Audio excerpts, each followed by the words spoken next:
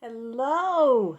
Good morning, good morning, good morning. Mwah. Hugs and kisses. I hope you're having a wonderful, wonderful start of your day or early afternoon.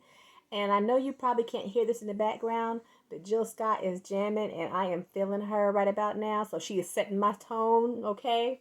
But listen, okay, so today we're going to talk to you more about some self care. Today, I'm going to talk to you about intellectual self care. I talked to you already about physical self care, and I talked to you about mental health care. Okay, so today we're going to talk about intellectual health care. So that's not really familiar with a lot of people, but it's real simple.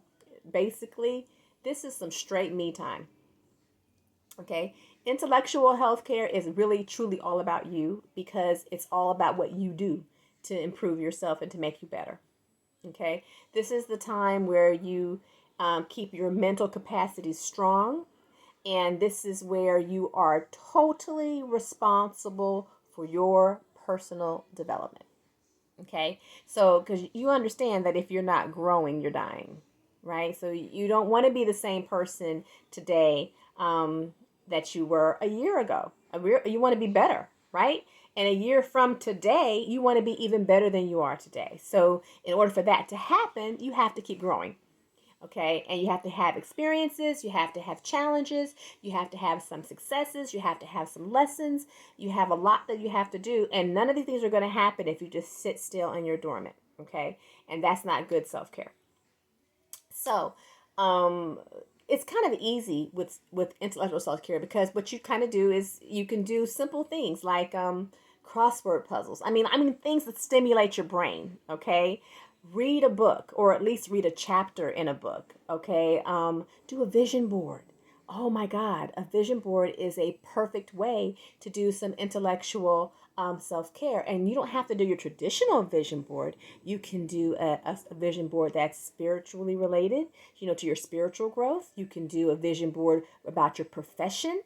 You can do a spiritual board about your bucket list. Okay, you can do a spiritual board. If you're a student, do a spiritual board about how you want your studies to be and sitting at the end of the day, your graduation. So what happens up until that point, you know? I mean, you can do a spiritual board, or you can do a visual board rather, for anything that you want to visualize. If you want to visualize anything and make it manifest, do a vision board. They're so much fun, and they're great when you do them with people too. So find somebody to do one with, or do one by yourself and post it, or what have you. There's all kinds of groups for that. All right. So vision board, big deal. Crossword puzzles, great. You sit there, you're having one-on-one with you and your brain. Okay, you and your brain sit there with the crossword puzzles. You can play chess, you can do board games, you can do whatever. And these things may sound kind of silly, but they're not. They're designed to stimulate the brain. You have to exercise your brain the same way you would exercise, like I told you to go walking. Well, this will be the version of walking your brain. You need to exercise your brain. It is a muscle, okay? And it will get weak if you don't exercise it. And the only way that you can exercise your brain are through the senses that God gave you: vision, sound, taste, smell. Your senses are how you exercise your brain. You make the brain work and think. When you hear certain things, it's thinking. When you're reading, you're truly, truly exercising the brain when you're reading. So you can always tell a reader and a non-reader, because a non-reader, they're not as sharp. They're not as sharp because they haven't exercised their brain. A reader is a little bit more sharper. They can get it in there. Get it in there. Why? Because they've conditioned and trained their brain to process more often and to think through things. So reading is so fundamental. And if you don't do it for anybody else, please do it for yourself. Let your children see you read. Let your coworkers see you read. Let your friends see you read. Let the people that you mentor see you read. Read, read, read. It's so important. It's a basic fundamental thing, but it can make the biggest difference in all areas of your life, okay? Learn a new language if you want to. I am about to start learning French. I got the stuff that I needed to do a while back, and I procrastinated on it, and I never touched it. My aunt is fluent in Korean, French, and Spanish, and I want to talk to her in French. And I want to go to Paris one day, and I want to speak their language when I go. So that's my own personal little intellectual self-care that I'm going to do. And I'm dragging Ren right along with me. So we're going to be speaking French, and that's going to be awesome. Um, Read some self-help books. They're all over the place. So self-help books, whatever area that you feel that you have a deficiency or that you want to have some improvement in, go for it. I mean, you can even listen at this point, listen to, and by the way, if you're not like a reader, you don't want to read, okay, go ahead, audiobooks, go for it. I mean, whatever you want, just do it, okay? But listen to some inspirational podcasts or radio stations that, can inspire you to be better and do what you want to do. Take notes on things that you hear and that you want to improve on or add to your day to day. Start writing, like I showed you about my journals yesterday. Start writing. Write a story. Write a poem. You know what? I've written a couple of poems in my time, and I should go find them for you, but I'll pause later and I'll do it. But poems are a great way to express yourself and to take all those thoughts and put it into a creative form. Be creative in your day to day.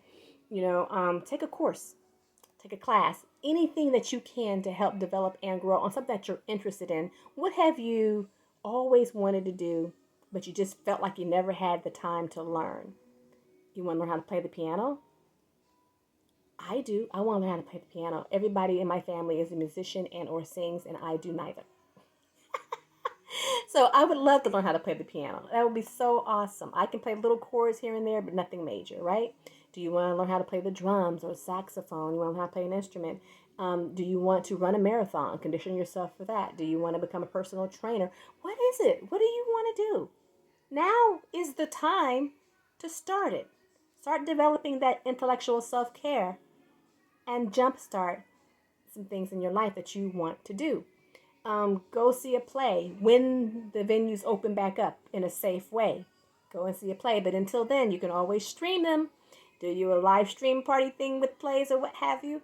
Watch a couple of documentaries. I've been doing that lately. Found out some stuff about Richard Pryor that I didn't know that it was so fascinating. I found out some things about Billie Holiday that I was like, oh my God, this is so awesome. So watch some documentaries, learn some things, and daydream.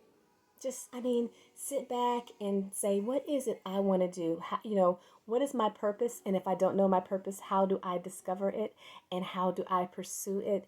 And like no other, because you're not promised tomorrow. So do something intellectually developing and growing today so that you can be so much better tomorrow. Okay? So that's all I've got for you today with intellectual self-care. If you have any other suggestions or what have you, hey, pop it on down there. Let me know. And I'll try them with you. Hey, work together as a team. I wish you well. I pray all is well. I hope you guys are healthy, happy, and whole. More hugs and kisses. And so I will see you later. Love, pieces, and blessings.